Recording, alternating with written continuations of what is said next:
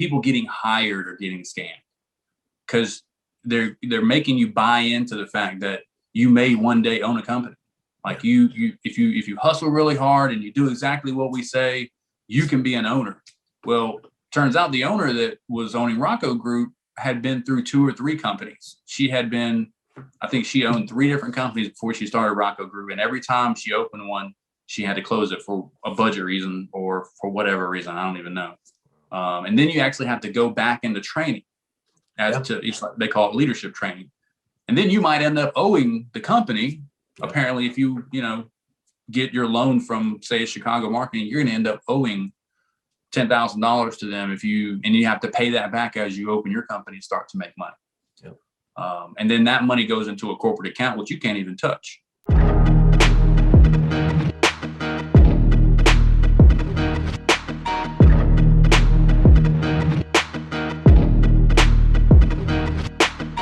Okay, Scott, you were a part of the Slave Circle companies in Rockford, Illinois for 5 months, and you literally just left. So when you reached out to us initially, you were still there. I'm kind of curious, whenever that happens, what made you reach out while you were still there, and what made you kind of be open to the criticisms about this operation? Well, I'd done quite a bit of research already into the Slave Group, and I obviously saw the website, the Devil Corp, and some of the other videos that people had put on Facebook and YouTube. But I was kind of on my way out the door. In all honesty, it was something that I had already looked at. I moved recently from Georgia to Illinois, so it was going to be a transition job no matter what, is what I felt like. But I was promised that this was going to be like a huge opportunity for me. I'd be able to own a company. I'd be able to take over the market in March. And that, I was promised all these things. And then when I got here, obviously it was not what it had seemed. So I was on my way out. That, to answer your question, that's why I reached out. Okay. And in your message, you did bring up, if you want to mention the name of the actual company you worked for, that's up to you. But the name of the quote unquote, I don't even want to call it a parent company, because parent company is more Smart Circle, Seedcore, Credico. But you bring up a name, Chicago Marketing Group. They've been around for a long time. I know that they've had multiple offices around the Chicagoland area, and they're a source of a lot of deception about this operation. Mm-hmm. One of the things that I've heard from quite a few people recently is that the DirecTV campaign is kind of on the way out, if not completely fizzled at this point, which okay. And I think anybody who's paid any attention to the media landscape the past 5 years, they shouldn't be shocked by that, because everybody's cutting the cord. Everybody's streaming now. DirecTV is like this archaic remnant of another time at this point. But these guys adapt to every situation, so it should come as no surprise that they've reached their tentacles into other markets. So according to you, they're now selling cell phones. Yep. And you said they're inside Sam's Club, Target, and BJ's. Target's a new one. I haven't heard about that one yet. And then Kroger, which I remember I worked in a few Krogers, and Menards, which I'm curious to see how that one's going to go over, because I don't know. At least the Menards I go to, I don't think people really want to be bothered by that solicitation nonsense. But anyway, I don't think anybody wants to be bothered anywhere they go. Yeah, exactly. Yeah. But I think the red flag here is any store you go to, doesn't matter if it's Sam's, if it's Kroger, Menards, Meijer, anywhere. If someone comes up to you and tries to sell you something, to solicit you, that's a big red flag. Obviously that they're given this perception of credibility because they're in the store.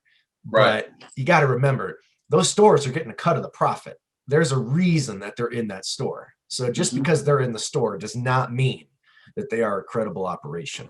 But back into that, and you also said that, we've heard about energy campaigns too. You dropped the name Vivent Energy. So, can you tell us a little bit about, based on your time there, take us inside the cell phone campaign, the pitch, some of the things you remember, and some of the things to look out for if you encounter these people. Of course, yeah. I mean, I have a big notebook of where I was taking notes while I was working there. And like I say, I was bought in all honesty. Initially getting the interviews and the in-person, meet and greets, and especially during COVID, you were like, oh man, this is going to be great. It's going to be a part of a marketing campaign for AT&T. And that was kind of the pitch that you get bought into. And obviously anything you sell, I've been in sales all my life, anything you sell, you got to believe, what you're selling, or you won't do good. I actually did very good at it. But to answer your question, so first of all, we wear, a name tag with my name, obviously, and AT&T would be a big logo on there. But then the company I was employed for would be, Rocko Group. That was the name of the company I was working for, which I don't even know to this day if they're still in business. And I can kind of go into a little bit more elaboration later. But so the AT&T process, I was inside Sam's Club, and the training that they put you through are really 5 different ways of, or 5 different points you would do when you sell. The first one is the hook. That one, they teach you the 15 and 5. I don't know if that's something that you're aware of. They're away 15 feet. You say hello. 5 feet is when you engage them. Say, hey, how are you doing? What cell phone company do you have?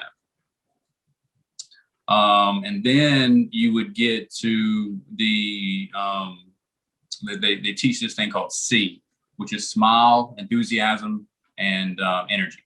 Which you have a face mask on, so you really can't see the smile, but they want you to make sure you're smiling. And then you do a turn and burn. So you say, hey, who's your cell phone company? I'm with Verizon. Okay, no problem. Come on, let me show you something. Or let me show you what deals we have going on today. Or let me show you, you kind of tweak it at that point to see what works for you. Then you get them over to the table and you do the 5 questions. So the first question obviously was, who's your cell phone provider? How many lines do you have? Are you Apple or Android? Which ones do you like? Then you ask the hotspot, which I really never liked asking it because people don't use hotspot nowadays. Yeah. It was very, very few. And then what's your price point? Like, what was that costing you a month? So that's what you get into as far as the hook. That's what they call the hook. That's getting them in. That's, asking them the 5 questions. Then you use your tablet, which they didn't provide me one. I used my own. They were providing tablets to some people, but they were the basic iPads. They were super old. Mm-hmm. And that's when you go through what they call MST, or Quick Quote, which is actually something that I believe AT&T provides. So it kind of gives you a breakdown of the different cell phones, how much it would cost. If they use hotspot, how many lines, and whatnot, and it spits out a price for you. Mm-hmm. And then you go through a transition where you go from the process of showing them how much it is to explaining them how it works. And the way they teach you is they want you to throw the store under the bus. So if you're working at Sam's or Target, be like, well, this is why we're doing this. Sam's is actually sponsoring AT&T. So now they can offer you this. And what they would do is they basically give you a $10 discount per month per line. So if you have 5 lines, you're getting a $50 discount off of your cell phone bill for 2 years. That's not something you go into a whole lot of detail about until you get them to say yes. Because at that point, they'll just be like, oh, I'm getting a $10 discount because I'm a Sam's Club member. And anybody in their right mind would be like, oh, if I could save $50 off my cell phone bill, I'm going to do it. But they never know how long that's going to happen. And then you go into the process. Like I say, Sam's Club is sponsoring, and then we do drop ship. So we don't do any inventory in the store. We ship you everything, which is what drop ship is. And then you just pay the taxes on the phone today. Now, right before I left, they switched that because the people in Texas were apparently doing around like $4,000 a week after taxes on their paycheck. So we decided not to tell them about the taxes. So they said, don't tell them about the taxes. Just tell them, well, what's your first and last name so I can see what you qualify to see what you have to pay for. So that was more of a sales ploy to kind of, cloak and dagger here and draw the wool over your eyes, let you know, hey, you might not have to pay anything today, but they always have to pay something today, no matter what. There's either taxes they have to pay on the phone, or some type of down payment. If they've had AT&T before previously, they have to pay a down payment. If they have some type of debt, in any type of debt, doesn't even matter what it is, they're gonna have a down payment. So that's kind of the structure they do in the store. I'm trying to look over my notes one more time, but yeah, they do the 60-40 combo. They really teach the what is it called? Law of averages. Yeah. That's like big. I know that a lot of videos that I watched from you with other people, they had said that, if you hear the word law of averages, you need to run, which, yeah, I mean, that's what they teach, but it's not set by example. Like, they don't go out there and do what they say they're going to do. They work for 3 or 4 hours, the owners do, and then they leave. Yeah.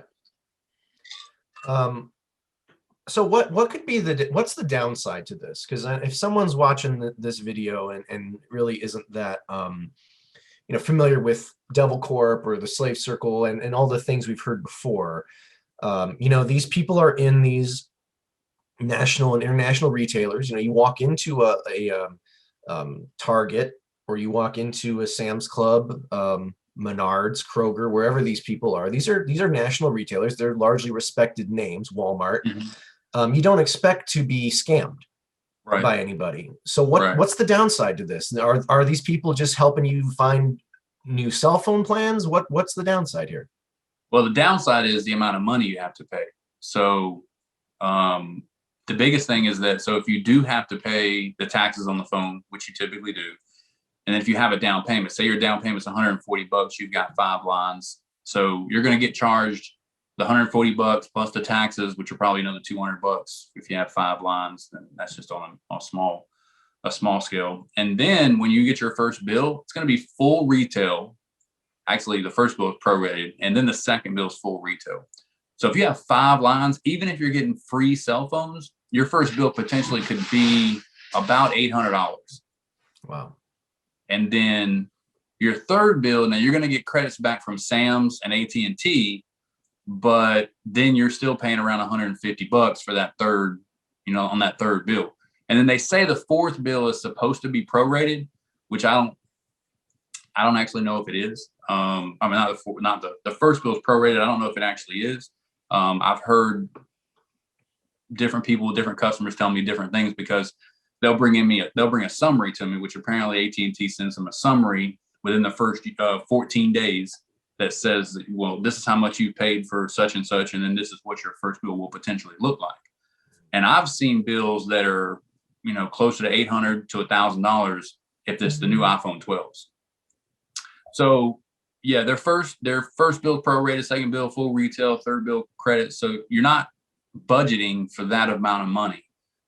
Typically if you go into a store, AT&T, Verizon store, you're going to pay the taxes on the phone, but then your bill, it doesn't change that dramatically. Yeah, and they're going to tell you, like anyone you talk to in that store, they're going to tell you, like you can ask them, so what's my bill going to be? And they're going to tell you. They can break it down for you. They won't know. Yeah. We didn't know. There's no way for us to know. Oh, you mean in the actual Verizon in the store? Yeah. They'll tell you out the bat, hey, this is, we'll show you on the computer exactly what your bill. But AT&T, we don't know that. We're a third party, so the only access we have is to see whether or not you're eligible for an upgrade. So when you're a new customer, there's no way for us to, break it down and say, this is how much you're going to pay. We would have Atmos. I'm sure this is something that you've probably heard of too in the morning. Yeah. And they would go over that breakdown. They would say, well, here, this is how much your customer should pay based on the taxes and the new phones and this and that and other. But it's never right. They always tell you this, when a customer comes in, they're like, hey, you told me my bill was going to be approximately this much. What's actually $200 more than that. And at that point, I'm like, man, I'm sorry. I feel extremely bad for you, because there's nothing I can do now. Yeah. And then let's say you're not happy with your cell phone. So let's say that you get your cell phone in the mail and you go to crank it up and you just don't like it. You don't want it. So you can't bring it back to me because I don't have inventory. So now you have to pay, which we don't tell the customer this. You have to pay to have it shipped back, and then you have to pay a restocking fee, which is typically $45 per phone. Some salesmen will tell you that. I actually, when I found out that you had to pay that, yeah, I mean, I told customers, but before, for 2 or 3 months, I had no clue. And another part I want to mention is a big thing, is that people getting hired are getting scammed, because they're making you buy into the fact that you may one day own a company. Like if you hustle really hard and you do exactly what we say, you can be an owner. Well, turns out the owner that was owning Rocko Group had been through 2 or 3 companies. I think she owned 3 different companies before she started Rocko Group. And every time she opened one, she had to close it for a budget reason or for whatever reason. I don't even know. And then you actually have to go back into training they call it leadership training. And then you might end up owing the company. Apparently, if you get your loan from, say, Chicago Marketing, you're going to end up owing $10,000 to them and you have to pay that back as you open your company and start to make money. Yep. And then that money goes into a corporate account, which you can't even touch. This is the perfect example. So for anyone who comes across these videos or wants to write in the comments, these are lies and this is fake.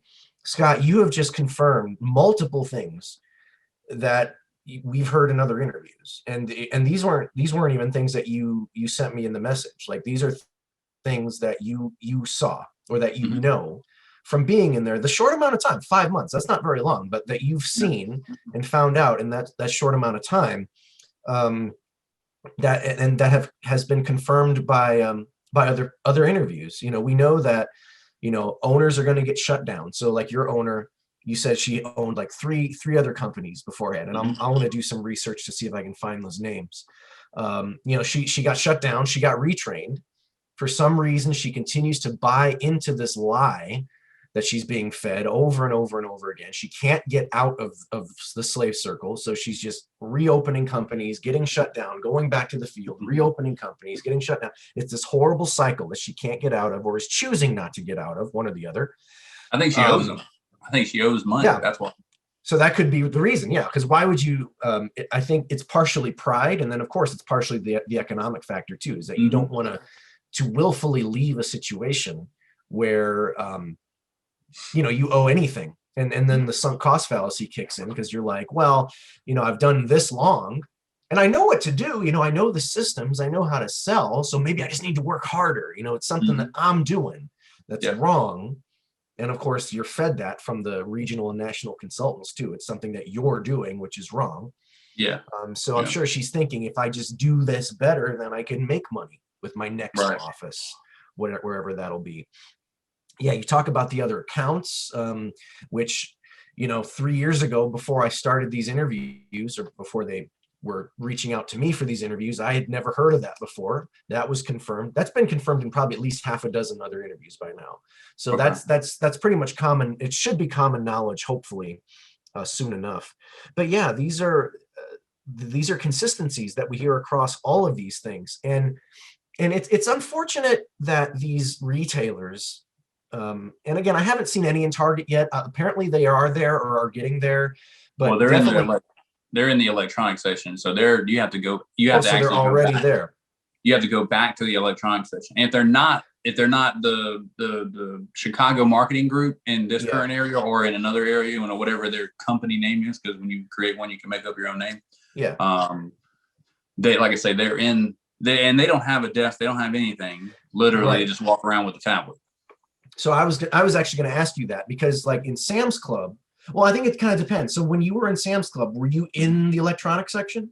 Well, we have our own separate kiosk. So for AT&T, they had a section that was set up, but for Target, and I'm not 100% sure what the environment looks like in Menards or Kroger, because from what I understand, Kroger was new. They were just trying to get them. I don't even know if they signed any contract with them yet, but they're just walking around with a tablet. Gotcha. All right. So so because I was curious about that, because obviously anyone who's ever gone into Sam's Club or Costco with DirecTV, DirecTV had their own kiosk, right? It was something that they set up. A table. Yeah, a table, right? That's all it was, a table and a banner. So obviously that's a huge red flag, right? If you walk into one of these retailers and they have their own separate table / kiosk, it's probably a Smart Circle, Credico, Sidcore company, a third party that is trying to scam people. Now, when you bake them in to the electronics section, like Target has its own electronics section.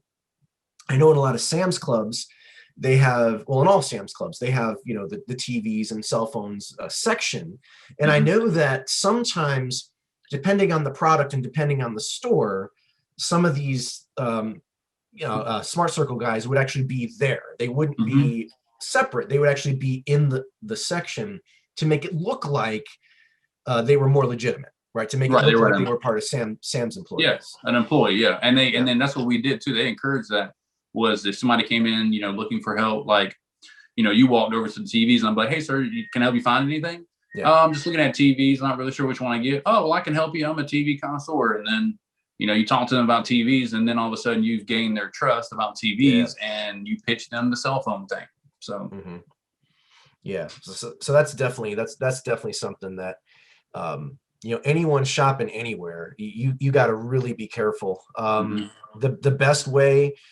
The best method is just go straight to the company. Go to in every city there's a Sprint store, or well, now it's T-Mobile, but there's a T-Mobile store. In every city there's a Verizon store. In every city there's an AT&T store, you know, and usually they're not busy. We would tell them that we'd be like, well, between me and you and the walls of this building, they're actually going to shut down the brick and mortar stores. You know, with COVID going on, you know, people aren't coming into the stores, and you know, because of that, they're just going to put people in these big box stores, so you don't have to have an appointment.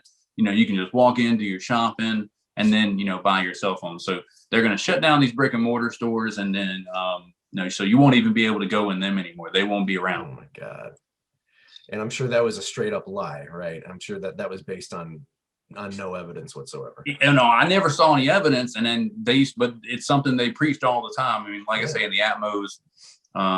When you talk to, which, you know, I'm sure you've heard the name Bill Bishop. Oh yeah. So he was in charge of every single Atmo about, you know, the companies and what we're doing. And, you know, they had this other guy, Michael, I can't remember specifically what his last name is, but real Italian looking guy. You know, they preach it all the time. Yeah, they're shutting down. We're the new thing. This is because of COVID. You know, we've been hiring, and all these people that are on this chat right now, we don't need you to sell. We need you to become a leader and open your own company. And it became so far fetched over a period of, you know, 3, 4, 5 months. It was nauseating. Wow, that's a lot of deception. They weren't paying you either. So that's another thing. Is like, so, you know, I want to warn people that are watching this video that, yes, I mean, they're going to pay you, you know, your base salary. So all right, here it is. So you start out in training, and as a trainer, more or less, or as a trainee, I should say, you are supposed to be paid anywhere from $400 to $500 before taxes. And that's just work. Right. Yep. A week. Okay. Basically equating to $12 an hour, more or less. Then as an account executive, if you're selling, but they want you to be selling at least 7 or 8, or I should say 8 to 10, 11 max as a minimum of amount of new lines. So new lines, she was paying me $70 a new line. I come to find out later that other markets, actually closer to Chicago, were getting closer to $100 a line. So I think it's based on how much the owner wants to pay you and how much the owner needs to put back to erase her debt. Okay. So if she's just starting the company and she needs to, you know, put back as much money as she can, you know, towards erasing the debt that she has with that, you know, Devil Corp, then she's going to pay you less. If you don't owe anything, you know, if you're good, you've already paid the company off everything you need to, you might pay your employees more, and they're making more. That's why the people in Texas are doing so well, is because, you know, they don't owe anything, I think, and then that's why they're able to pay their employees more, and then that's why they're on the high rollers list, making $4,000 or $5,000 a week after taxes, which is a lot. Yeah. So 750, that's what you should be making as account executive. And then you go to an assistant corporate trainer, which even as a trainer, assistant corporate trainer, you still need to be making 750 to $1,000 a week, selling 10 to 11 cell phones, new lines a week, and still training whoever you're training in the field. Then you become a corporate trainer. Corporate trainers should make around the same thing, 750 to 1,000, but then you're now training 2 or 3, 4 other people. So now you've went from training one person, specifically, to training 3 or 4 more people, while also still selling 7, 8, 10 new lines a week. Then you become a campaign assistant manager. And at that point, you learn about the HR, they call it ownerville. And then you're doing all the interviews yourself, which I was actually doing first round interviews about 3 months in. And I tried to find, I guess, I don't know what happened, if she deleted her email address or what, but I can't find that email. But it has a whole breakdown of what you tell people, which is a total scam. Like, it's like, where are you located at? Are you okay relocating? Which opens up the door on whether or not you'll be okay to travel. Yeah. When are you looking to start?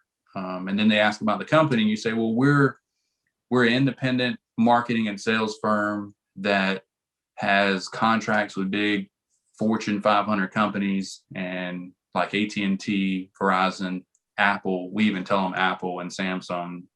And then all we're doing is new client acquisitions. So they use that word a lot, new client acquisitions. But after you get done with the corporate assistant training, you become a campaign manager. So you went from an assistant campaign manager to a campaign manager, and then you become a market director, which is basically what she was doing. And then you can become a national consultant, which is what you've heard of that term, where Bill Bishop and all them, that's what they do. Yep. It's pretty much the same things. It's just that the names change. The names change a little bit. That's all it is. Now, you weren't there for more than 5 months, and you said that a main reason that you also said 3 other people kind of quit at the same time was, to use your words, quote, how we were treated and constantly lied to every day. So what were the deciding factors there? Tell us, what were these lies supposedly that were being said to you, and that what kind of showed you the door? Well, the pay thing was the big one for me, because I was told that I would get paid a certain amount by this time, 4 or 5 months in. I was told I'd be paid anywhere from $90 to $100 per new line, which I wasn't getting that, because she says I wasn't being consistent. And then she continued to lie to me to say that, it was all on me. It was like you said before, everything. It's not the structure. It's not the people that come into the store. It's not the promotions. It's not this. It's not that. It's you. Something's changing in you that has caused you not to sell anything. Because I might go 3 or 4 days and not sell anything at all. And then one day I might come in and sell 6 to 10 new lines, So that was the big thing for me. And then she flat up lied to me about where the company was going. She was like, the company is doing good. We're looking at moving. I want to move to Texas. I want to start another. There's apparently 3 or 4 people in Texas already, but she was going to go ahead and open up a new one in Texas. And that's what she was trying to get away from, this cold. And then I found out that, my buddy, my coworker, found out that they were shutting the company down, and they were going to move in with the Palatine office. And I don't know if that meant that Rocko Group was going to be just one small office in Palatine, or if she was just going to shut it down altogether. I have no idea. But when I quit, she just basically told me, oh, okay, well, I'm just going to, I was going to call you tonight and tell you that, you can make the trip to Palatine every morning, and then go to the store at 11. So from Rockford to Palatine, back to Rockford every day. So no, I was like, I'm not doing that. And then I was lied to about leadership. I was lied to about not moving up in the company. So I was told that, I'd be able to be, that corporate manager by this time, because I had already hit the high rollers list, 4 or 5 times. I think at least 4, which means I was selling over $1,000, or making over $1,000, excuse me, a week. So that kind of, like I say, the lies about the pay and the lies about moving up in the company really made me change my mind about working for them. And then watching your videos, in all honesty. Well, thank you. Just for my own curiosity, do you know what the name of the Palatine office was? It was Chicago Marketing. Oh, so they had their own branch in Palatine. Okay, got it. Yeah. Chicago Marketing was in Palatine. Apparently, if you look on LinkedIn, there's a guy's name that's Andrew and a guy's name that is Troy Martin, I believe his name is. They're kind of the spearhead people over there at the Palatine office. So they, for what I understand, they're like the leaders. They're the ones that open these group me chats, which now they use a different app, I think, because I don't know if they knew I was going to go in there and try to expose them or what, but they stopped using that group me app the same day I quit. But they go in there every morning. They take, hyping you up, telling you that, entrepreneurship is, entrepreneurship is something that you do for yourself. And if other people don't want to do it, then, you don't need to listen on that. This doesn't even make sense to me, but you don't want to listen to them tell you they can't do it. Your family and friends are going to tell you that you can't do it because, it's not something they want to see you do, like selling cell phones and Sam's. But if you want to own a company one day, then, you have to follow our structure because we've seen that it's worked, throughout the years, this structure has worked. No one can hire you to become an entrepreneur. Right. An entrepreneur is something you start yourself. Yeah. And the lies, and that's why everything about these companies is lies and deception. They have to literally program and brainwash you to believe somehow that you've been hired for this position that will make you an entrepreneur. It doesn't make any damn sense. Yeah, you hit the nail on the head. That's exactly what they say. Now, you said that a few other people left the same time you did as well. Was this because of not getting paid, or was this because they also discovered the deception and other things?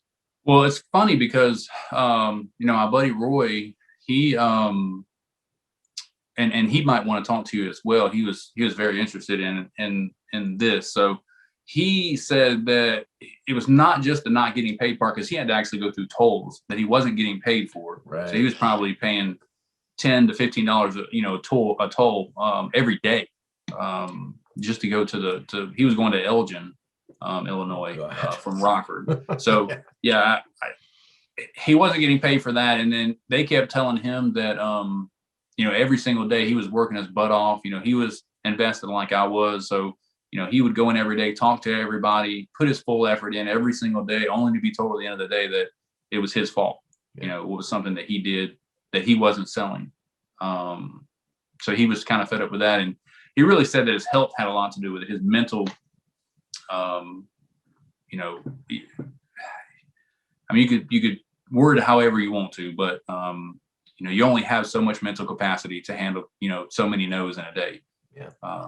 They say that you should get to like 100 no's a day, and you might get 1 or 2 yeses.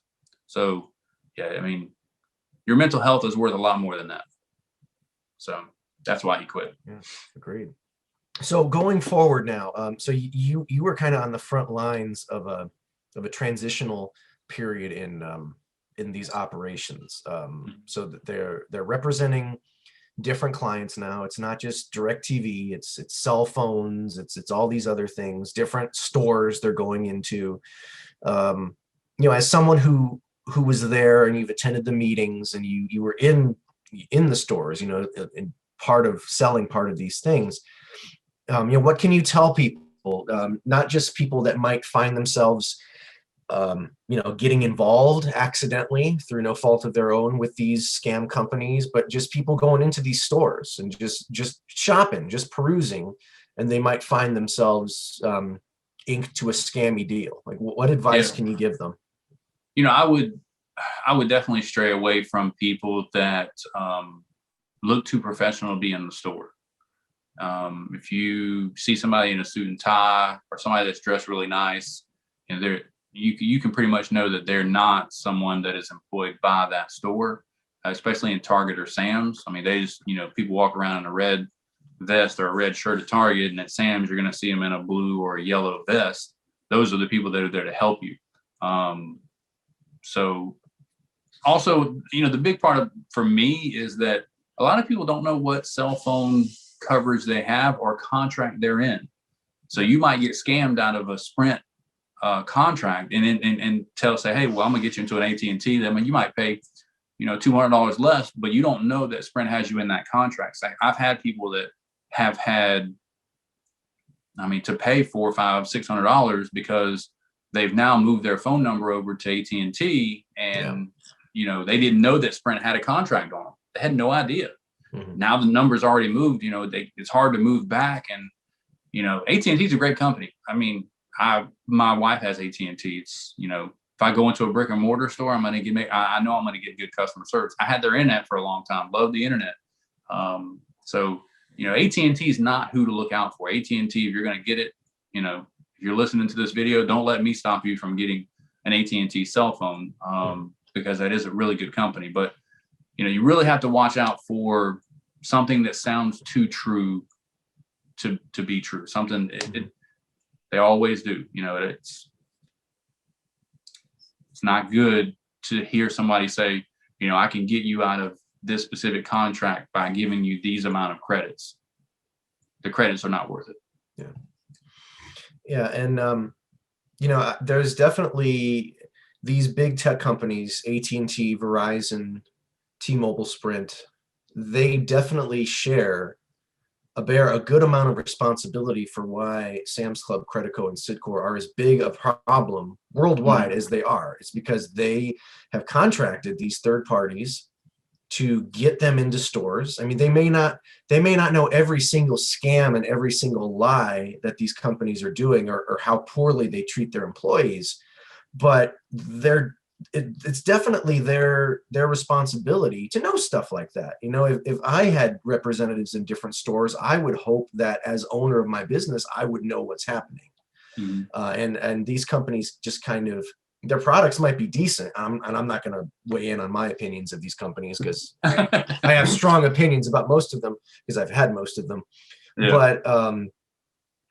But it's something that they are responsible for too. So of course, in these videos, we're going after we're going after Smart Circle and Credico and Citcor and Appco and Cobra Group, but it's also Sam's Club, it's Walmart, it's now Target, it's Kroger, it's BJ's, it's Costco, and it's AT&T, it's T-Mobile, it's Verizon. It's all of these companies are responsible in part for keeping these scams going. Yeah. And until they realize that, or some have, and decide we're gonna be a little bit more ethical and make sure that we only bring in people that treat their employees well, their subjects well. That's essentially what they are. This isn't going to stop. Well, I think that you hit the nail on the head as far as the companies treating their employees right, and I think that for me, a big red flag, if I was the company that was out there and people were representing me, it would be the amount of times that these companies open and close. Yeah. I don't understand why you haven't already seen that when you have one company open and then 6 months down the road they shut down. There's a lady, and I'm not going to drop any names, but there's a lady that's been with the Chicago marketing group for about 4 years. She loves the hours. She's a little bit older, but she loves the hours. She loves the pay, because she doesn't sell anything. She still makes money. But she has mentioned she has changed companies 4 different times. So if that's not a red flag, why do you keep opening and shutting down companies? I guess I haven't done enough research to figure out why, but I'm sure there's a reason. And the problem is that it's almost impossible to know all the names of these companies. There's so many names. And for anyone who's watching these videos, we've brought up the Juicy Rhino podcast. If you haven't listened to the Juicy Rhino podcast, check it out. Someone I've met through this project, he did a whole study about these companies that opened in Chattanooga, Tennessee. And in Hmm. less than a year, there were 9 different companies, 9 different Really? owners, 9 different names, and they all failed. They all got Hmm. shut down. And Wow. that's, well, usually it's because either the owners just were not trained well enough or the numbers weren't there. And eventually you get to a point where the market is oversaturated. Hmm. You have like up in Chicago market, I can't imagine how many different offices there are. There are only so many Sam's Clubs and Costco's. There are only so many Myers and Kroger's, and up there Jewel Osco's. There's They're not in there. they used to be. They used to Oh, be did they Jewel really? Osco. Oh, Yeah. wow. I used to work in Jewel Osco's, yeah. So I'm What, glad that they're not in there anymore. what were you Um, selling? Crappy Smart Circle products, Oh, really? kitchen products, the whisks, the body comfort, hot and cold muscle packs. Just it's crap that you could find elsewhere cheaper and better designed. You don't So need to buy that crap. it sounds like they've kind of upped their game then, because to have a big Yeah, contract with a huge corporation like this legitimizes them. yeah, yeah. And that's the thing is like when they go after these contracts, they're not talking about how they treat their employee, like the Mhm. reality of how they treat their employees. Mhm. They're talking about, how can we grow your Mhm. brand? How much You money know, can we make you? yep. And you go into Target, you go into Walmart, you see hundreds of people a day with this buying mindset. And if we Mhm. can get the new cell phone in front of them there's a better Mhm. chance of them leaving that store with that contract. It's the same Yep. crap that we would sell to prospective employees through our interviews. We would talk about direct marketing. Well, if you're sitting at home watching a commercial, you're usually not impulse to buy that product. But if you go to the store and we get the product in your hand and you can Mhm. touch it and you can feel it and you can see yourself using it, Mhm. then we can get you to buy it. And that's the Yep. same crap that we sold interviewees Mhm. when we were doing interviews. Yep. I know you said, you need to, when you go into these stories, you need to be aware of people, like you said, that look quote unquote too professional and, they're just walking around in suits and asking you about things. Let me ask you this. When you were in the stores, what questions, if I go to the store and I'm just looking around, and you approach me, what questions could I have asked you that would have tripped you up? Or that you would have not been comfortable with me asking you? The price, because a lot of people don't want to tell you how much they're paying, and I have a lot of people that also tell me like it's none of your business who my cell phone carrier is. Mhm. Some of them are like that, but you know, up here it's a big culture thing. So if um, you go into a store and you're used to talking to people, like if you go in and you meet someone that is your same ethnicity, then you might be more like comfortable speaking to them. I hate to put it in that type of frame, but it really is because um, I've worked with several Hispanic people, and it was amazing to me that she was able to just say hey, un momento por favor, and she could say her in her language, and they would just come over and start talking to her. Yeah. I had more of an issue of just saying, hey, who's your cell phone company? I mean, she could pull people over to the table like that, and it took me, an hour or two to finally get somebody to the table. Yeah. So I think that it really is based on who your audience is. Mhm. But I would be aware. I mean, I know it's a lot easier said than done, and a lot of people aren't going to pull up YouTube and watch this kind of stuff. But it's tough because you go into a store and you think that anybody in the store I talk to, I can trust because I know Sam's Club put them there, and then even more, hey, this is an AT&T rep. Yeah. So the biggest question I would ask them is, do you work for AT&T, or do you work for a third party company that is employed by AT&T? Yeah. I think that's a good place to start. Asking questions is always eventually going to reveal the truth.